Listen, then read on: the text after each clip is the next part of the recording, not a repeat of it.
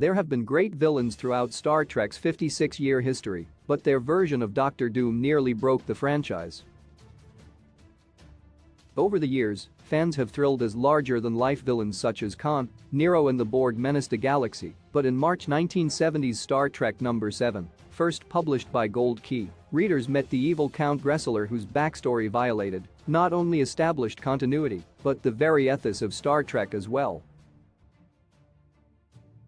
Star Trek's history of licensed tie-ins got off to a somewhat rocky start.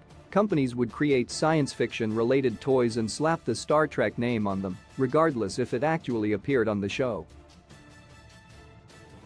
This approach spilled over into the early days of Star Trek comics as well. Gold Key, at the time known for media tie-ins, was the first company to publish Star Trek comics, beginning in 1967, almost a year after the show first premiered. Many of the early Gold Key issues were written and illustrated by creators who had never seen the show. This was due to the creators residing in countries where Star Trek had yet to air. As a result, the early stories were a bit of a mess, and if not for the presence of Kirk and Spock, readers would be hard-pressed to know it was based on the show.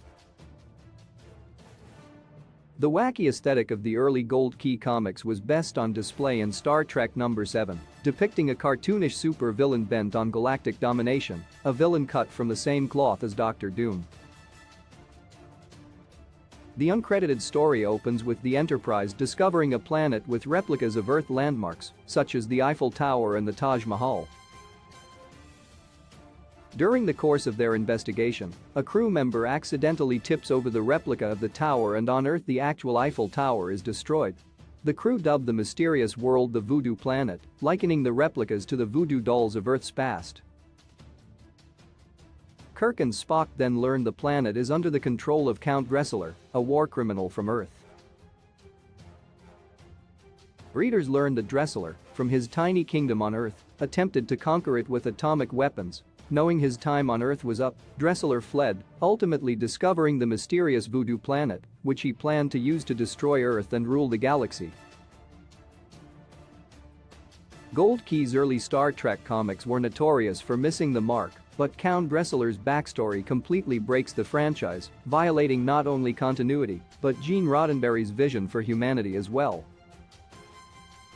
Nothing in established Trek lore pointed to the existence of villains like Gressler existing in Kirk's time. Indeed, both Star Trek and Roddenberry himself said that 23rd century Earth was peaceful, a planet without crime or poverty.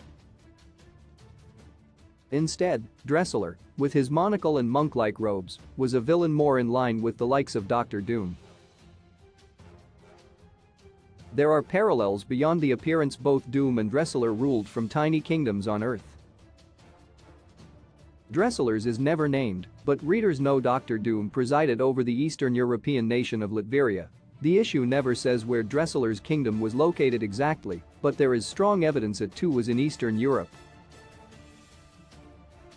Like Doctor Doom, Gressler attempted to take over the world but was turned back, ultimately leading to Gressler's exile to the Voodoo Planet. Beyond the continuity violations, the existence of men like Gressler in the 23rd century flew in the face of everything Gene Roddenberry envisioned. Furthermore, occult elements such as the Voodoo Planet would not have sat well with Roddenberry. Over time, the Gold Key comics would find their footing and feature stories more in line with the show, but the early issues are fascinating as the franchise tries to find its comic book footing. One early issue featured a supervillain much like Doctor Doom, who nearly broke the Star Trek franchise.